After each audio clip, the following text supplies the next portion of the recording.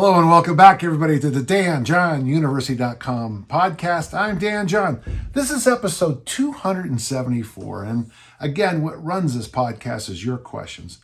So if you have questions, please send them to podcast@DanJohnUniversity.com. I sit down each and every week and I answer your questions. And really, I appreciate and the follow-up questions are wonderful. And I do my best to answer every question with, well, not just, ideally I answer them with some expertise, but I also try to be kind and helpful because I understand a lot of you are out there and things can get confusing in this very simple world of fitness. And I like to answer your questions. So let's get started. We have a couple of fun questions today. And I actually thought about one of them a long time. So let's get going. We have a question from Matt. And Matt asks a question that I would hope many of our listeners would be honored with this problem. Matt says, I'm about to become a father to a baby girl in just over 3 weeks. Well, congratulations. And this is a joy.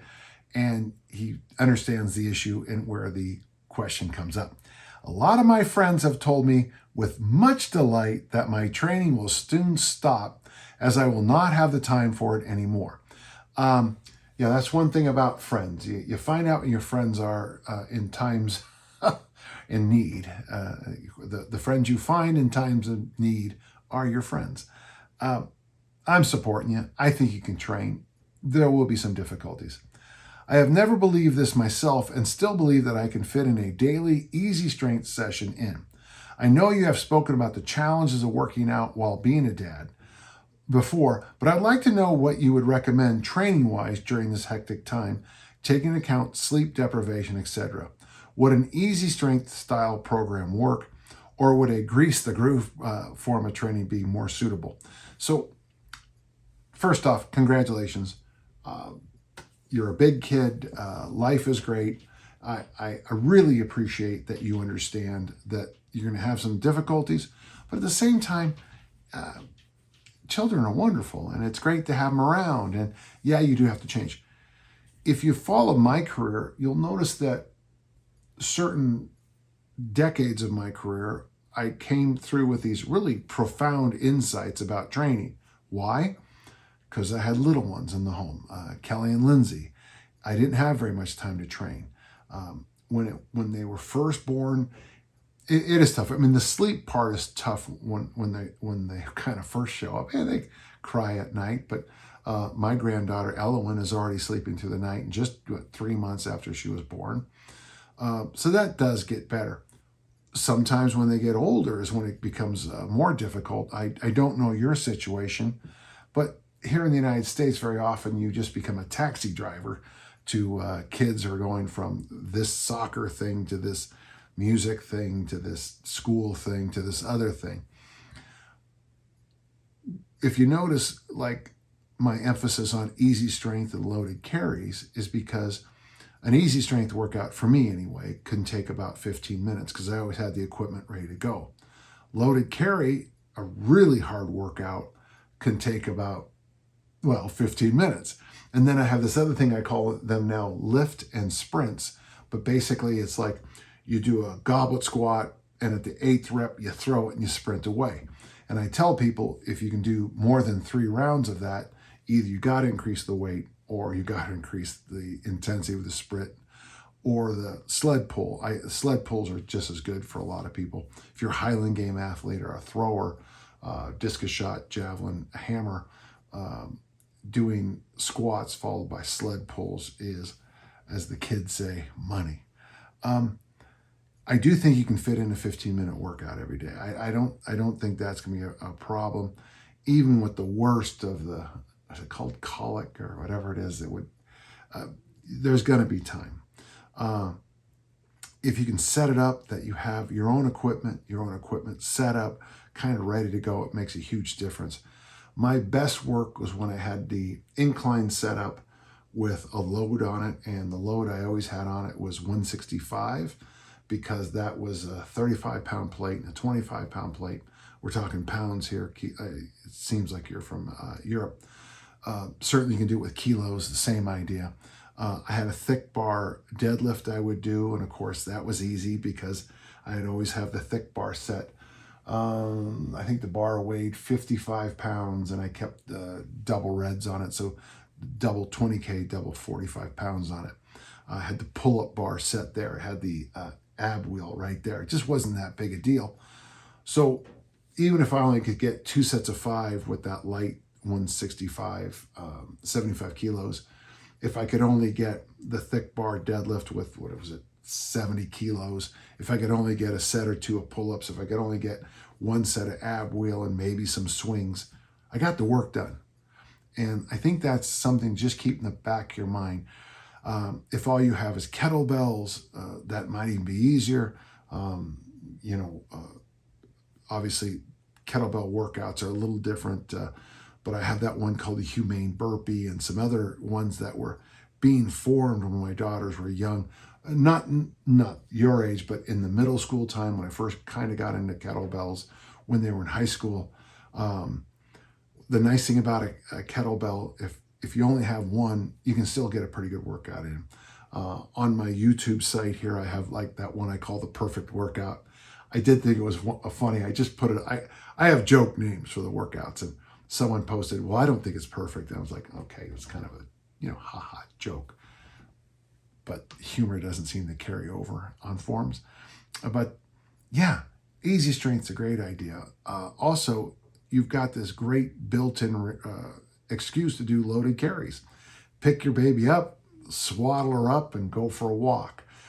If you put her in, the little baby carriage, stroll around, and I don't know, window shop or see the world with your baby staring at you. Some of my best memories of Kelly. We have a nice little, it's an aviary, but it's a fairly good size one. I would take her down there and walk around the aviary, which was great because you had bathrooms close by. You had places I could go in and out of a nice warm place if it got too cold, or I could just get in shade if it was too hot. And these are great memories. So I guess that's the thing I want to talk about most, Matt, is that make sure you keep the idea of the memories in there. You don't have many opportunities to be with a newborn. I mean, before you know it, they're arching their back and starting to crawl and roll and do all these things. And then you're going to blink your eye and they're going to be running. You're going to blink your eye and you're going to be at a graduation. It happens fast. I've got grandchildren now, and it feels like I blink my eye and they're teenagers, and here you go. Yes, I would strongly recommend easy strength. And then I would look into like maybe some of Tim Anderson's original strength moves. If you're a member of DJU, you can just get the Pressing Reset book of his that's in the download section, or you can just read his materials online. I think his books are really good. And so if you were to do, easy strength a couple days a week, and where you can fit in a little groundwork with the neck nods and the rocking and stuff like that with original strength, you're going to be okay. And then you sprinkle in that walking and you should be okay. Is it perfect? No. It was interesting as I look back over my career is that the best year I had as an Olympic lifter was when Kelly was 1 year old. This is a while ago. But my best year as a discus thrower was when Kelly was in the 6th grade and Lindsay was in the 4th grade. It's funny to think about it now in hindsight because of those years of figuring things out by being with a full-time career and full-time dad and all those other things, things like easy strength and loaded carries, and I used my brain a lot more than I did my body, and I just got better and better and better as a discus thrower. So there's more than just hope. There's great joy in what you're approaching, and I hope that helped. On the sleep issue, I hope you've been practicing meditation. I use the One Moment Meditation, a free app online. I use brain.fm. I didn't have those tools. I have a Bluetooth eye mask that I can meditate with. sleep quality for you, it will be impacted by the baby, but you can also work around it by utilizing things like meditation. And the best advice I ever got, try to sleep when the baby sleeps. But as you'll find out, if you do have a career, that the baby tends to want to sleep while you're at work and stay up all night, because that's what babies do. So, hey, enjoy. Take pictures. Take way too many pictures, because there'll be a time in your life you can't believe that little one is your baby. Okay? Hey, thanks so much, and I hope this helped. We have a question from Holton, and Holton says this, and I'm a 13-year-old cross-country athlete, and my dad listens to your podcast almost every day. I have struggled with knowing what temperature I should take my regular daily shower. At what temp should they be, and why? So, first off, Holton, how lucky you are to have your father listening to to me. No, that's a joke, but I think it's really cool that you are on part of this. Your fitness experience, which is going to last your whole life, is being shared with your father. I think that's great. At your age, at 13, I'm glad you're considering this. What I'm going to do is, if you don't mind, I'm going to shift your question more to recovery, okay? Now, as a cross-country athlete, I hope you're doing some hill sprints. I'd love to know, I would love it if you did some lifting, learn the foundations, the fundamentals of lifting. The value of hill work and appropriate weightlifting for running, I still, after all these years, I still don't think it's appreciated enough. What you're what you're sliding over here with your question is on the recovery tools. And I think at your age, thinking about recovery is really puts you ahead of the game. I can be with my collegiate athletes who spend no time thinking about recovery.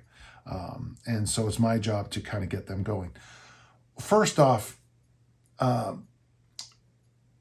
I'm still a believer, and I've been this way for a long time, that heat is our best friend when it comes to building muscle and recovery. I have a sauna, literally right here is my sauna. I use the sauna at least once a day, and recently I've slid up to twice a day. It's good for your cardiovascular system, is what I read, and it's good for body composition. But heat's your friend. Now, in the 1970s, this concept called contrast came up, where you would take a hot shower followed by a cold shower. Throughout a lot of my career, and honestly, it'd be almost 2 decades of my career, which is amazing to think about that right now.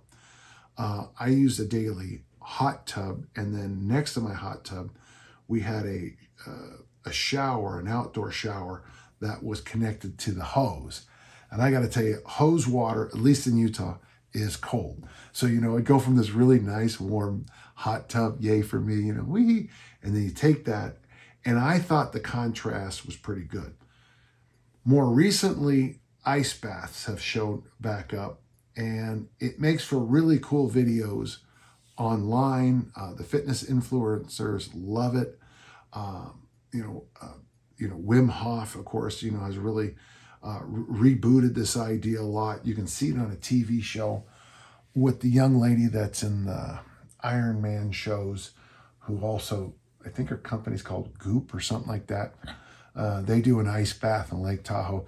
I've swum in Lake Tahoe, and I got to tell you, it's an ice bath.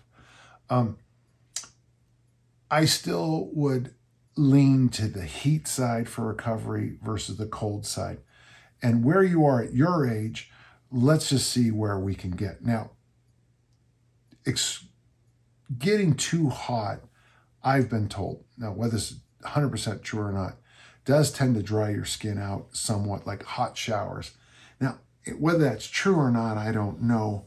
It's just not that hard to, put a little oil Valet on after, or whatever, skin product you use.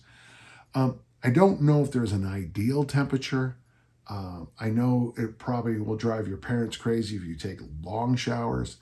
I remember when this Bulgarian contrast stuff first came out, they were recommending 15-minute hot showers. And I can remember thinking, yeah, that's great. My mom would kill me if I took a 15-minute shower and got rid of all the hot water out of the hot water heater.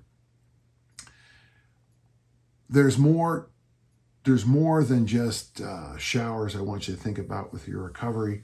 I mean, I really do hope you eat a lot of vegetables, you eat a lot of fruit. Water probably should be your main beverage. Boy, you really got to make sure you get your protein in you. And I know when I was your age, during my years of puberty, sleep at night was tough. I always felt like my mind was racing when I laid down. But even so, I recommended to the last person about meditation. If you can practice meditation now and recovery now, meditation kind of think of as mind recovery, I think it'll really boost you ahead. If you can teach yourself to fall asleep anytime, anywhere, it is such a gift. Bud Winters, the great track coach at San Jose State, in his book, Relax and Win, which actually started with World War II fighter pilots, which is kind of interesting. It is a true long-term gift if you can teach yourself to fall asleep no matter what's going on. If you do make it as a scholarship athlete at the next level, dorm life can be tough for sleeping. It'd be nice if you can sleep through anything. And trust me, living in dorms, anything is not an exaggeration. It's insane in some of the dorms. So great question. I'd be interested in following your career. So make sure if you have any more, send them along and I'll be happy to answer them for you. Thank you. Thank you, Holden. Good question. Josh's question is honestly something I've not seen before. So let's see what goes on. Do you think it's possible to do an agility plyometric version of easy strength? Something to cover the most important bases with a low enough volume and intensity to do daily or at least 3 to 4 times a week. I was thinking of covering all the fundamental movements that would allow me to be able to go hiking in the woods and not worry about having to jump across a stream, vault on or over a down tree, or drop down 4 or 5 feet and land without hurting or embarrassing myself. Do you have any thoughts or suggestions on this? Well, easy strength plyometrics. Okay, for those you don't know, the word plyometric, as I understand it, was invented by the editor of Track Technique magazine back in the 60s. His name was Fred Wilt. Pat Masdorf, who was one of the last people to ever break the world record with the straddle style, really was the pioneer of what we would consider calling plyometrics. And everything I just told you, I would probably say there's 10 people in the world who just cared about what I just said, okay? But plyometrics, the sad thing about plyometrics, just like everything in our industry, a little is good, so let's do too much. When the books on plyometrics first started coming out, the overkill on it was ridiculous. By 1984, so Masdorf is probably jumping 69, 70, 71. In fact, at the time, you would see floppers and straddlers at track meets all the time. It wasn't unusual to see both techniques. The straddles basically disappeared now. In the early 70s, you begin to see things, a lot of them. This book here, the Triple Jump Encyclopedia, I'm guessing 1973, 1974 range, something like that. It'd be nice if I could find it quickly. Oh, pardon me, 1977. You'll find that massive amounts of this book are dedicated to plyometrics and their variations. As always, we went too far. The Triple Jump Encyclopedia, hard to find. Ernie Bullard and Larry Knuth. It's getting harder and harder to find. I blame myself because whenever I recommend it, the eBay sells out on them, and they're not publishing again. By 1984, Irving Dardick's book, Quantum Fitness, has a whole section on plyometrics, and he's recommending plyometrics for everybody. In the mid-'80s, there was a push back against plyometrics because of the number of injuries people were getting. when the East Germans studied plyometrics, they had a very simple formula. You don't get any value out of it. And if I got this wrong, I apologize, but I'm pretty sure I read this. Until you squat with double body weight, you don't get anything from plyometrics. And I remember reading that and thinking, holy cow. So basic strength training can get you quite a ways before you need plyos. Now, having said that, plyos have great value. This is the jumping, the leaping, the bounding. The mistake is usually, I feel, the dose. But I like your idea of 3 to 4 times a week doing an easy plyometric workout.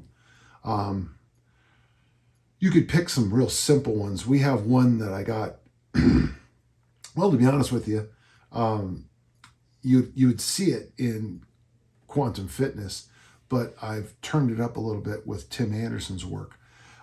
It's skipping where your right hand hits your left knee, your left hand hits your right knee, and you skip and you slap. My athletes call them skippity slappities, and I don't think that's a terrible thing.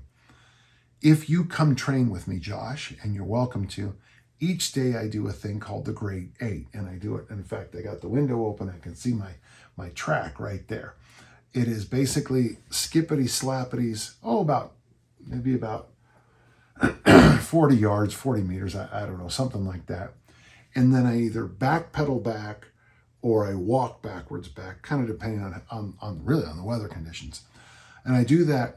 So skippity slappity out, back pedal back, and I do 4 rounds of that. That's 4 times 2 things, the grade 8.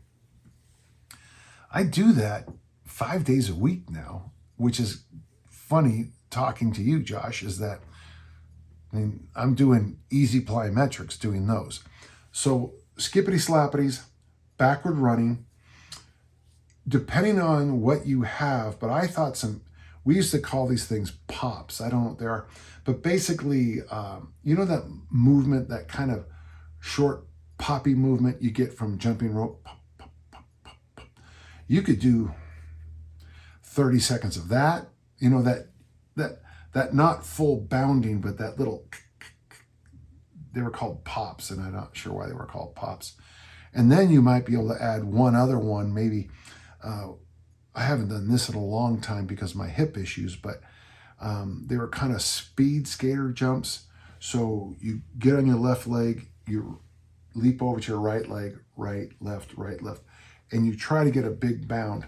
You could also add the hand to the knee action on that, though I'm not going to explain it because I think whatever I say will make it more complicated than what it is.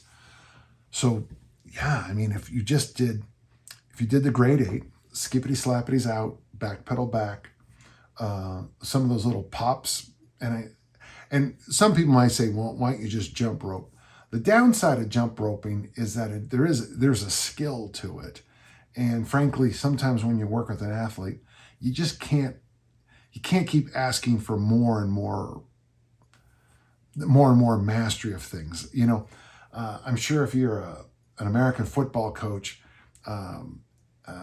saber fencing, it might be interesting to look at, but teaching your whole team to saber fence isn't going to make them a better football team. I think about the mistakes we made back in the day. We would bring in aerobic dance instructors to get our teams in shape, and really it just didn't help at all, at all, because the kind of conditioning you need for American football, you're not going to get from aerobic dance. And the mastery of those things doesn't carry over to the field of play. Interesting. Skippity slappities, backward running, back pedaling, the pop, and try that speed skater move. I would err on less the first week or so and slowly build it up. And I'd love to see where you go on this. And Josh, your question actually got me a little fired up. So it fired up in a good way. It kind of excited my brain. So appreciate it. Let me just do one last shout out. I've got a couple of books in my library that are classics, but this has more information. The Triple Jump Encyclopedia has more information about plyos than any book I've ever seen in my life. And there are countless variations of things. Interesting is that included in the weight section is John Jesse's material, which is interesting because I often reach back here during the podcast and I bring out John Jesse's book, The Physical Conditioning Encyclopedia for Wrestling, which I think is one of the most interesting books ever written. Anything you've seen invented in the last 20 years is in that book. And I love it. Great question. I hope you can use it, okay? Thank you. We have a question from Adam, okay? It's a very quick, short question, and it could take the rest of our lives to answer it. Do you think autoregulation is used as the lazy way out for most people? Don't most human beings take the path of least resistance? So there is a belief by many, and Adam's reflecting this. It's a little different than what Joe Weider used to call instinctive training. And, he probably just pulled that out of his ear. Autoregulation is this idea that you kind of come into the gym, the workout setting, and you just do a quick check-in. And there's some really interesting ways of doing it. My friend Josh showed me one. I think we all, at some level, auto-regulate. Just last Friday, I had a problem with I lost all my professional emails. We're talking 14, 15 years of emails. And it really threw me off, and it happened just before I got into the gym. So it really impacted my workout. But you'll notice what I just said. I still did it, but I cut back on a few things because my mind was someplace else.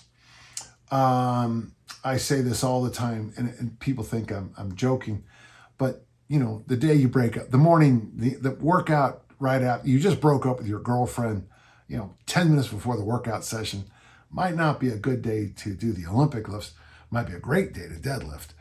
But when you're emotionally kind of hit, it might be hard to do a complex movement like the Olympic lifts, though it's relatively simple, but still, if you know what I'm talking about, okay? I always joke, if you have a terrible case of diarrhea, I'm not spotting you that day in the back squat, okay? And we all laugh, ha, ha, ha, ha. But, I just say that out loud, and probably most of the audience just went, yeah, that makes sense to me too.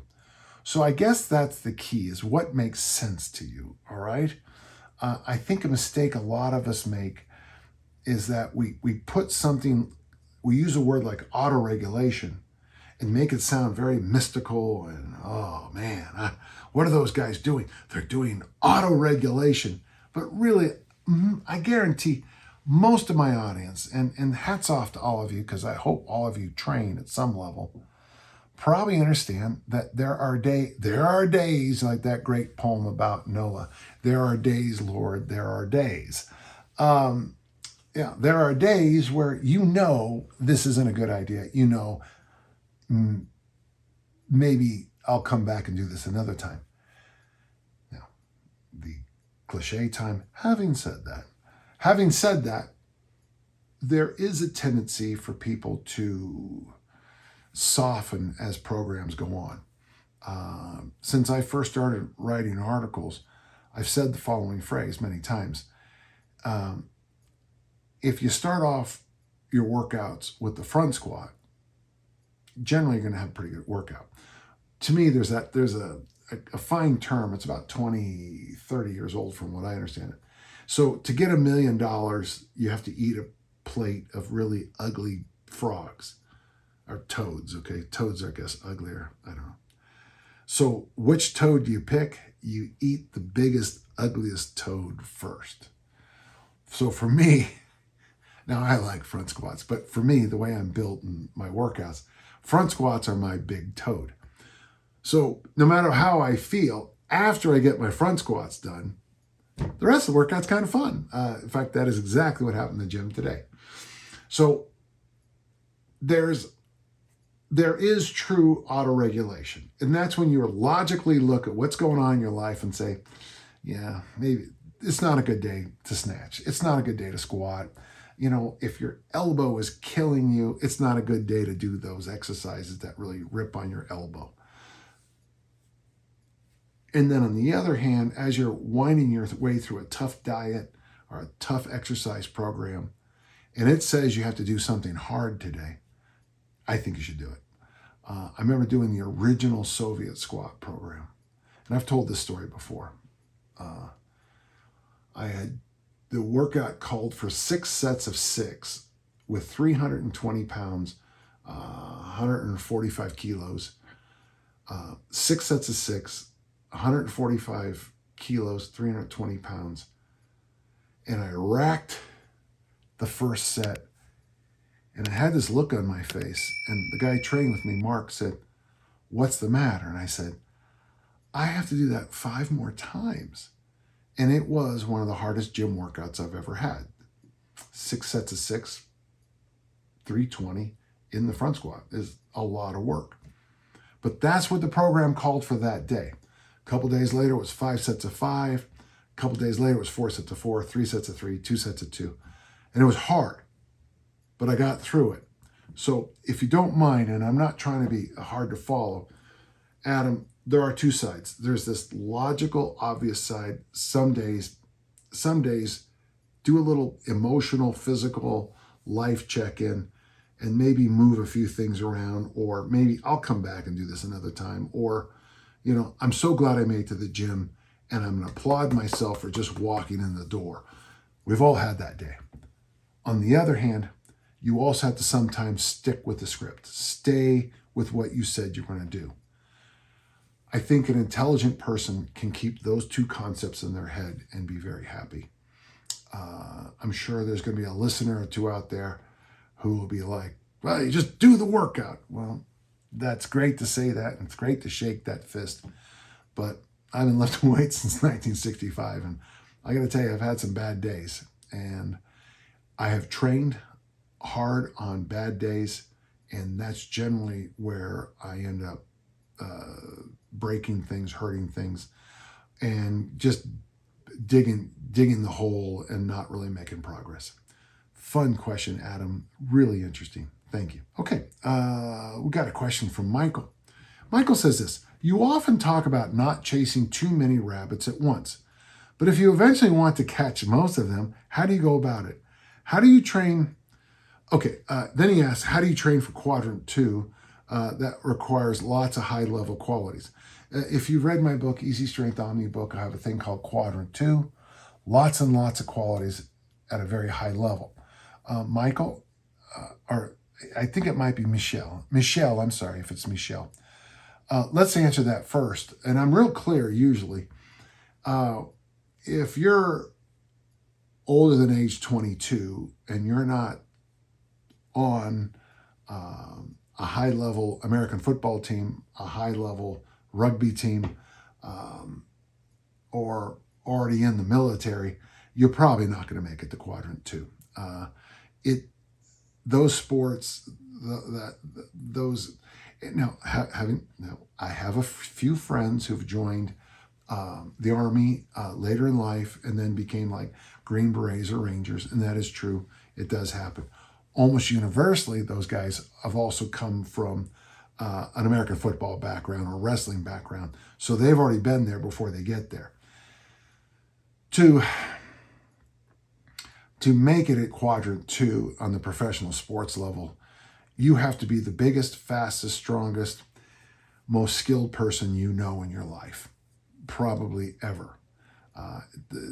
It's just very rare. So I'm gonna ignore that question, Michelle, because it is just not I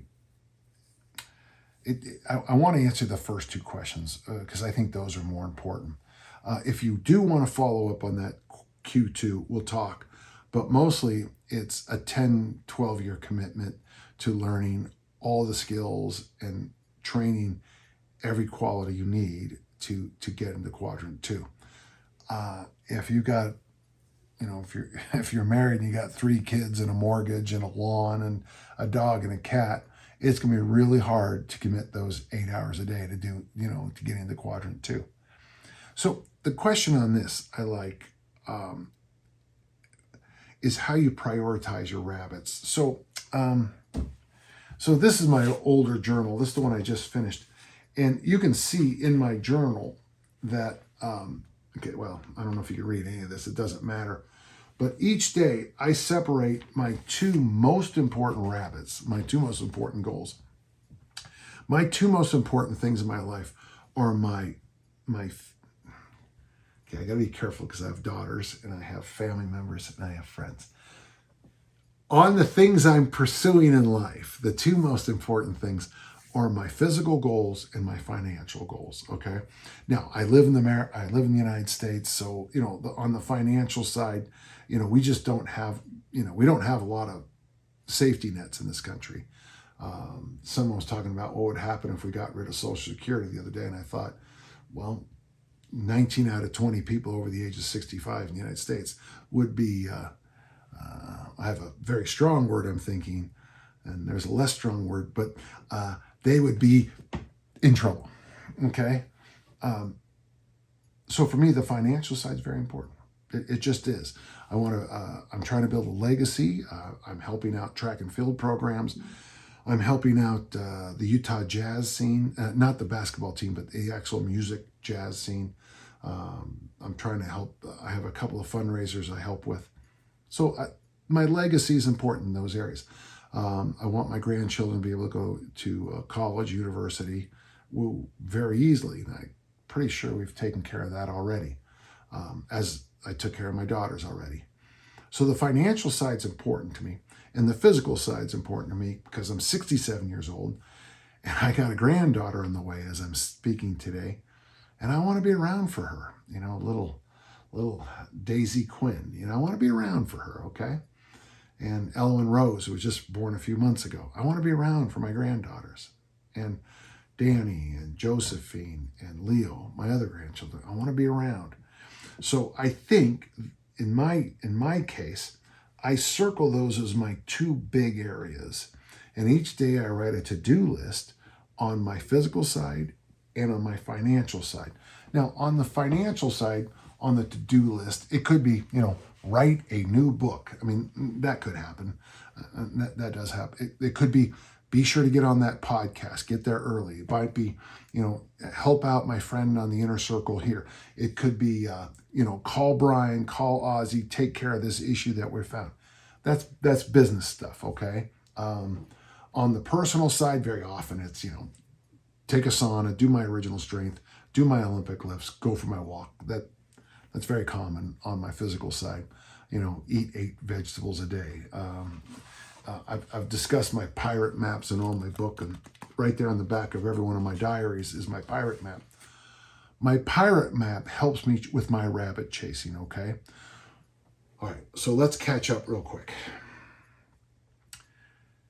When you have multiple things you want to accomplish in your life, I think it helps to have 2 big columns.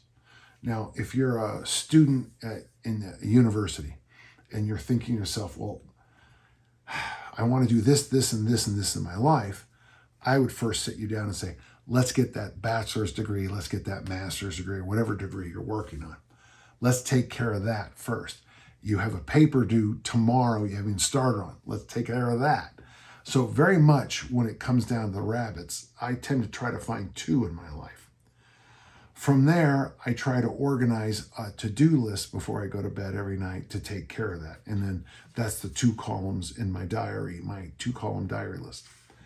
Then I have this little pirate map that I try to follow every day. I'm going to share it with you right now.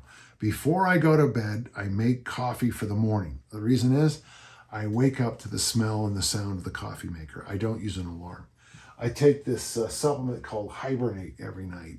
And if you contact the company, there's a real good discount. I get nothing for that.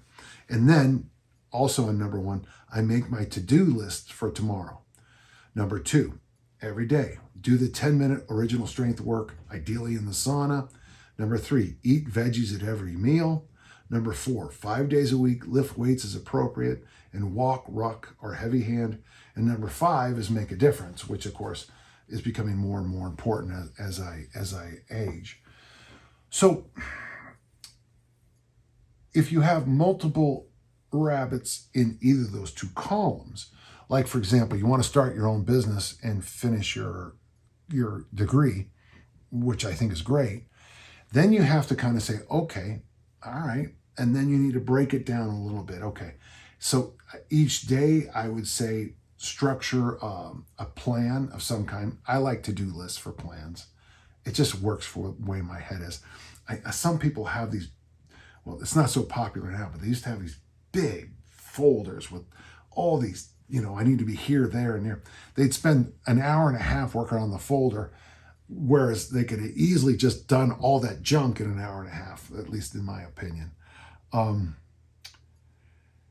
the physical side, so we're talking about athletic goals here, body composition goals. Let's look at the rabbits. Some rabbits are complementary. Now, I wasn't ever convinced that you could lose body fat and build muscle at the same time.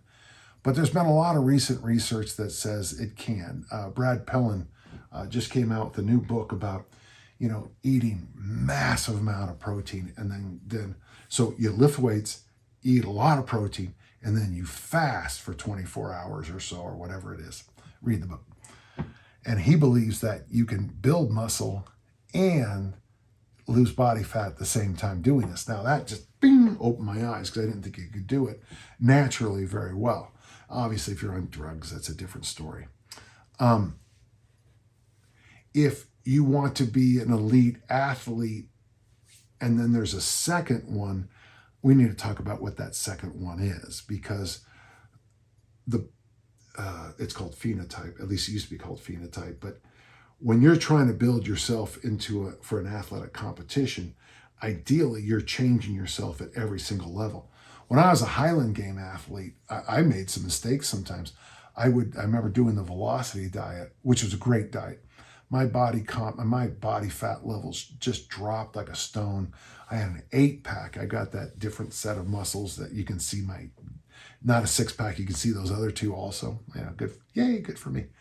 I had an 8-pack and I felt good. Of course, the moment I went out to the Highland Games and you're trying to throw the 56-pound weight, I might look good for a picture, but countering a 56-pound weight, you need a little tissue to counter that thing. So sometimes you can chase two rabbits and go in the wrong direction. If you want to be an elite strongman or an elite Highland Game athlete or an elite American football offensive lineman, and you're worried about your 6-pack, you're probably chasing rabbits in two different directions. So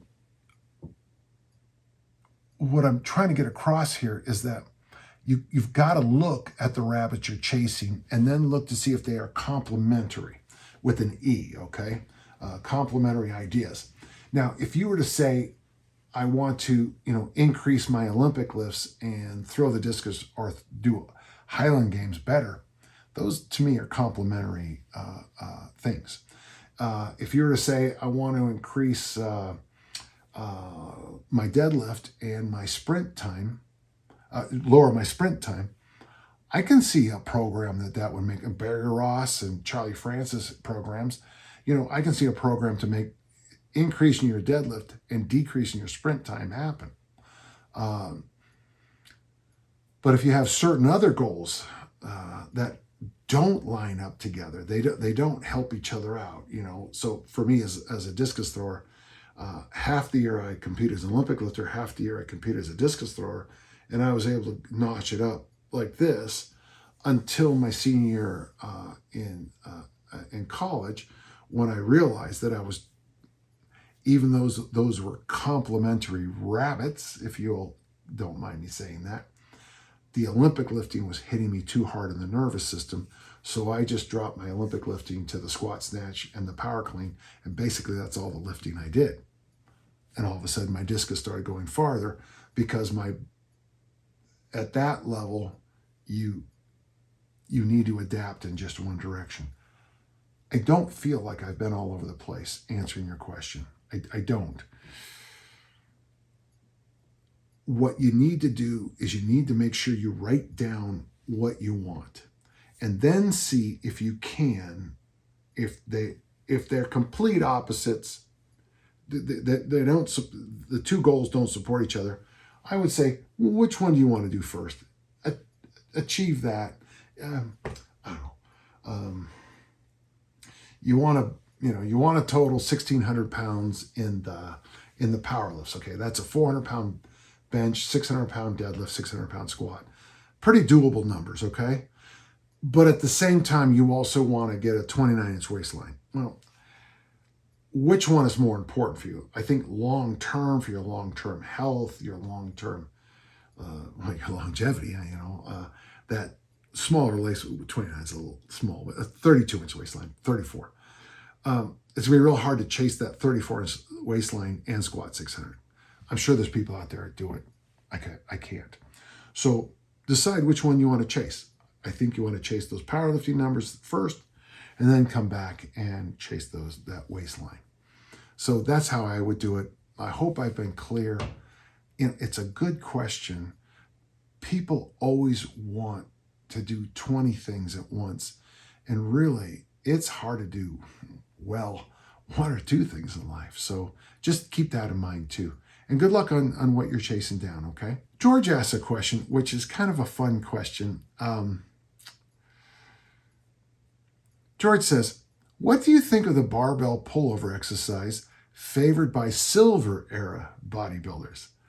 I've become interested in bronze and silver era methods through videos on YouTube. One exercise they rave about is the bent arc pullover, how it can build a great physique as well as a feat of strength. So I like this question. In my bathroom, I have so when you buy the books from the Strongman site, you also get the posters of Harry Pascal's training programs, Harry Pascal's Bosco. And so I framed them really nice. I spent way too much money on the frames. And the pullover is one of the exercises you see everywhere. In 2024, the only time I really see pullovers being done by anybody is by javelin throwers. And I can tell you why the athletes I work with, most Americans can't do pullovers, is because of our bench press focused and push-up focused systems. Even though most of us would agree that, I wouldn't say it's the least important movement for like a football player or thrower, but the bench press is overrated. But if I'm with a group of high school kids, what do you bench is the first phrase. We're still using push-ups as kind of a standard test to check whatever. And one could argue that there's better tools for testing, but here in the States, it's bench press and push-ups. And the more work you do here, and don't forget, we also have all of our throwing games. Football has become a throwing game, baseball. I was told one time how you can tell a European versus an American at a park is all you do is roll the ball to him. The American will pick it up and throw it back. The European will kick it back. And I thought to myself, that's a pretty interesting thing to say. So the pullover is one of those exercises that it's a good exercise. When I was young, a high school football teammate of mine and we used to talk about lifting all the time at home. And I had bought from Sears a bench press, an adjustable incline bench press. And he said to me, why do you do that? I go, well, that's how you get the bar up on your chest. And he goes, no. He said, you just reach back like this and you pull it over and you do your bench press and you put it back. And I'm like, and I still look back kind of fondly at that conversation because I had never really done pullovers because I had a rack and didn't have to get didn't need to do it. You will see elite javelin throwers still doing it. It's really it's a solid exercise. There's a lot of exercises from the Bronze Age and the Golden Age and the Silver Age. I love how you discerned all that. You separated all that.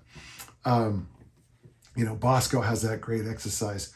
It was kind of a Romanian deadlift, what we call today shrug. It was a very straightish kind of lift with a huge arch where you would shrug at the end. An exercise called the swing curl.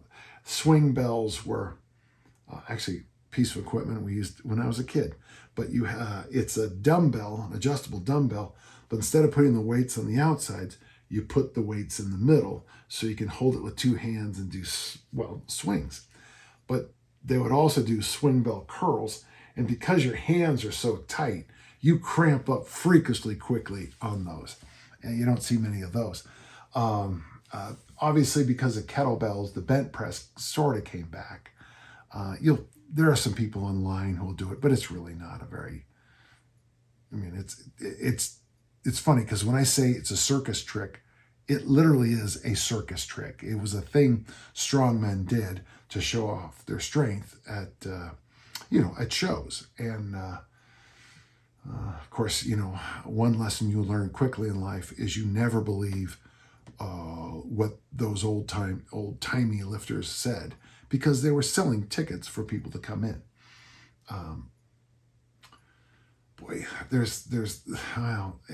It shows back up at times, but the actual hack squat, I think, which didn't come from Hackenschmidt. He explained it. It means heel squat or something like that in German. The hack squat, some of those weird deadlift variations that used to be popular, that I think are still wonderful, like the Jefferson. I don't know why in our field, but if you have a weird movement, it's called the Jefferson. When I say Jefferson squat, I think a certain variation. My friend in Florida, when he says Jefferson squat, he means something completely different. And then there's this weird straight leg deadlift that some people call the Jefferson curl. So I don't know who Jefferson was, but he needed to write a lot clearer for us to understand what he's talking about. A lot of those old time lifts disappeared for good reasons. They weren't any good. But some of them disappeared because we've changed. You've changed, man. We've changed. We've changed in our lifting culture. Of all the lifts, probably the most recent is the bench press. The bench press is relatively new. Some say it was invented by Father Lang at Notre Dame. Others say it was done in Germany. I'm sure that, pieces of it have been around a while. Some of the exercises that we don't do anymore, like the clean and military press, used to be a competitive lift. And when I was young, when someone asked you how strong you were, you told them what your military press was. That's just something. Could you imagine bragging about? If you military press 200 pounds strictly, you're still damn strong. So those older lifts are still valid. In one of Bob Hoffman's books, he has this whole series of standards for different body weights. At the time, I think there was only 5 weight classes, but he had a bronze, a silver, and gold standard for each. I used to share that on my old site. I don't know where it is now, but it was kind of fun because I would get a lot of feedback from people. I weigh 198, and there's no way I can do this exercise with this much weight. And the answer is, well, yeah, okay, then you need to get stronger. I don't know how much I helped you on this question, but it's interesting to see. I said military press, but I've even noticed in my the last few years the disappearance of classic exercises like the upright row and the behind the neck press, because there are people who say those are not safe for the shoulder. But honestly, every single exercise, anything you do, if you find someone crazy enough, will tell you it's not safe. Walking down my street's not safe some days because of the ice or the drivers. So some of these classic exercises have just kind of fallen out of favor. There's still great value to them. You just don't see them. I hope I answered your question. It was fun, and I appreciate it a lot, okay? So Lee asked a question that I kind of thought was good. At what point is it okay to stop adding weight in training and just keep lifting to maintain muscle mass, strength, and overall good health? The important thing about this question is this. I am 51 and I've been consistently weight training since 16, learning of its benefits as a high school football player and wrestler.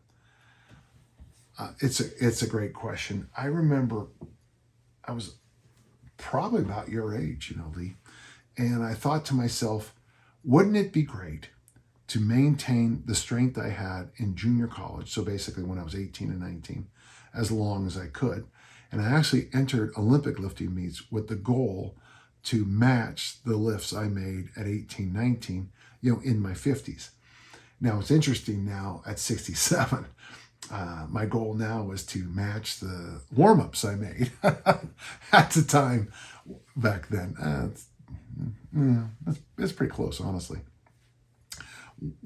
I'm just going to add one small other thing because I think I want to talk about your point. When I was younger, it might have been Covert Bailey who said that you should try to maintain your body weight at the weight you were at like 21, like when you were in college. And it's interesting. I don't know. It's kind of weird to say this, but I'm the same weight I was in junior college, and it makes me kind of happy. I've been, I could basically wear the same t-shirts I wore in junior college. Maybe not the pants because, it was the 70s and pants were a lot tighter back then. But I like your question. And I think a lot of people miss this. Now, the person who helped me the most with this is no longer with us, but his name was John McKeon, McKean. And he was from Missouri, and he was part of that all-around weightlifting group. And his articles that were in Hard Gainer, it was interesting, they wrote in Hard Gainer because I thought his insights were well beyond that kind of narrow focus. He later wrote a couple articles, and he's quoted by Pavel in a few of Pavel's books. And one of the things he pushed was a concept called constant weight training, where you would prepare for a meet by picking a load and just sticking with it. Now, again, he was an all-around lifter, so he might have to go to a meet, and I don't know. They have all kinds of things like 2-finger deadlift and no thumb deadlift, and the hip and thigh lift, all kinds of strict curl, which I found really interesting. You have to keep your back against the wall and curl it. I thought that was really an interesting contest. And his idea, I stole it, his idea that when you do something like preparing for a contest with a series of lifts you don't do very much, is he would try to hone in. I think the number he said was 70%. And he would do reps at 70% the whole training cycle. Now, he also added Dynamax bands. He's one of the first to do that, I think, and chains to things to get that acceleration going on certain things. But sticking with one load and just training through a whole prep period for a meet. Now, you look back and you say, well, who else has done that? Well, the original kettlebell idea was the same thing. I have a new book just came out when you hear this, the Kettlebell Workout Companion or something like that. I should really know my own titles. But I argue a lot that the original 3 kettlebells, the 16, the 24, and the 32, were marvelous in their simplicity because if you only had those 3 bells, you had to make certain decisions. Like if you use Boyd Epley's classic 1-rep max numbers, to press the 32, you have to be able to do, I think, 10 reps with the 24. Well, to get yourself from, 1 rep with the 24 to 10 reps with the 24, the load doesn't change, but you're clearly stronger. If you struggle with a single on the press and then 5 months later get it for 10, I think you're stronger. I don't think anyone would argue with that. And then if you could do the 24 for 10, at least on paper, you should be able to press the 32 kilo bell. So I think there's great value in what you're arguing, what you're asking. I would try to find loads and rep schemes that, support your concept here. So one thing I would recommend, and I do this all the time in my own training, I try to stay what I call natural weights. So like if you're using a standard Olympic barbell, and I'm going to use pounds because it's easier for me, and all you had was 45s, well, here you go. You can lift 45, 135, 225, 315, 405, 495. Okay, we'll stop there, 585. You know where we're all going with that. If you have also 25s, then you can go 45, 95, 135, 145, that's you slide the 25s on both sides. So for me, I would like you to think about those natural plates. So if you have 45-pound plate, a 35-pound plate, and a 25-pound plate, that's 205. I would like you to stick with those natural numbers like that. Don't add on the 2.5s, the 5s, or the 1, the 2, the 3, 2.5 kilo ones. Stick with the big numbers. I like your idea. In fact, I've been drawn to it for a while. I played around with it to prepare for an Olympic lifting meet. And you know what? Your question led me to easy strength for fat loss with Olympic lifting is when I figured out that it was much easier. Like if I were to do 2 sets of 2 with chains in the front squat, just stick, throw 135 on the bar, stick my massive chains. I have the bigger, faster, stronger chains. I think they're 57 pounds. They're really heavy. And 2 sets of 2 with that takes about, honestly, I could probably do them easily, the 2 sets of 2 in a minute. But then I don't have to change the weights. If I leave on the bar, 115, 135, 155, it doesn't matter. That's when I'm a snatcher. That's when I'm a clean and jerk. It frees the mind up. And the other thing it does too, before, I don't want to beat this to death too much, Lee, but you begin to get a sense of the good days and the bad days. The weight hasn't changed. You've changed, either, in the positive or maybe just having a bad week. I like the idea. When the one thing that I think I don't want to miss with this question is this. When it came to easy strength for fat loss with Olympic lifting, what I tried to do was this. I'm just going to make up a workout. I'm doing a complex warm up, 3 sets of 3 in the snatch, 3 singles in the clean and jerk, 2 sets of 2 in the front squat, and an ab wheel. Okay. Constant weights, nothing changes. But one thing does. If it took me, this would be a long time, but 31 minutes to do the workout the first time, and the weights don't change, but in a couple weeks I can do that workout in 19 minutes, that indicates to me, with quality reps, with quality movement, that something good is happening. So if you're going to use constant weight training, I would suggest that you think of density as your tool. Now, why did I bring up kettlebells? Is because I think kettlebells are the master density tool. In fact, the RKC snatch test is a density test. You have to do 100 reps in 5 minutes. If it's 5 minutes and 3 seconds, you fail. Even if you got 99 or even 100, you failed. It was too long. So density training, when we did the 10,000 swing challenge, very popular thing online, the first time you do 500 swings, it might take you an hour and change. But within just a few days of doing these 500 swings, all of a sudden you're down to 43 minutes. Pretty soon you're down to 33 minutes. Then you're at 29 minutes. And you think back to that first workout, the bell hasn't changed. The swing hasn't changed. What's changed? Why did I suddenly cut the time in half? I've changed. And that is what progressive resistance exercise is all about. Good question, and I really, really enjoyed answering that question. Our final question today is from Derek. As I am relatively new to the barbell, I'm not really familiar with all the terminology. Boy, there's a lot, isn't there? And shockingly, the internet doesn't seem to be consistent. Oh, really? In program 3 of Armor Building Formula, there are lots of clean and presses.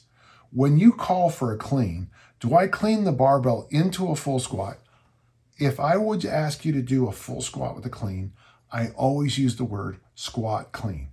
A deep snatch caught in the bottom position, bottom of the overhead, would be called a squat snatch. In my programs for hypertrophy, it's always a power clean, which is the big high clean that you say an eighth of a squat, quarter of a squat, something like that. You're bending your knees, but it's not a big, it's not a big drop. When you call for a clean, do I clean the barbell into a full squat, rise up, and then do a press? Or is it just getting the barbell up to the shoulders, similar to doing cleans with the kettlebells? In my programs, I would say that yes, and we call that a power clean. If it's a clean into the squat and then a press, Once you add the front squats, seems like a lot of squats. Maybe that's the point. So you answered your own question. I would say now, when I do presses from the floor, I squat clean only because it's so built into my brain. That's just how I do it. I'm not trying to be better than anybody, but you know, once you've done something, I've been squat cleaning for 50 years. So yeah, it's a bit of a habit now. With the program called the Southwood program, he follows up and asks the question, it is power cleans in the Southwood program. Okay, folks, this is one of the biggest problems we have in the fitness industry. In fact, earlier in this podcast, I talked about the word Jefferson, the Jefferson curl, the Jefferson deadlift. When I say Jefferson deadlift, I have a real clear view of what I'm saying. And yet a good friend of mine does them completely different. Same name, different lifts. So over at Dan John University, we try real hard to have videos over there that you can watch for clarity. If you use the workout generator, every single exercise has with it the how-to video. On my YouTube channel here, if you're not on the DJU, I also have a lot of this covered. Obviously not enough. It is hard for me to do workout videos, honestly, because it's interesting, over on the Reddit thread that on kettlebells, they have a nice little thing when someone shows a video. Here's what I did. There's a little thing that comes up. This is not a technique question. This is a workout thing. So please do not critique, because as I got to tell you, kettlebellers are by far the most critical people I've ever worked with in the field of fitness. I mean, no matter what you did, you could have 1,000-pound kettlebell, clean it and press it with one arm, and you would get criticisms about your elbow position from the kettlebellers. I don't fully understand that. But when you put things up on YouTube, you get dozens of problems and further questions about everything you do. I'll do an example of a workout and just kind of say, okay, and do this. I'm doing presses, do this. And people say, why didn't you lock your elbow out? Because I was, okay, I guess, it's just an example. Okay.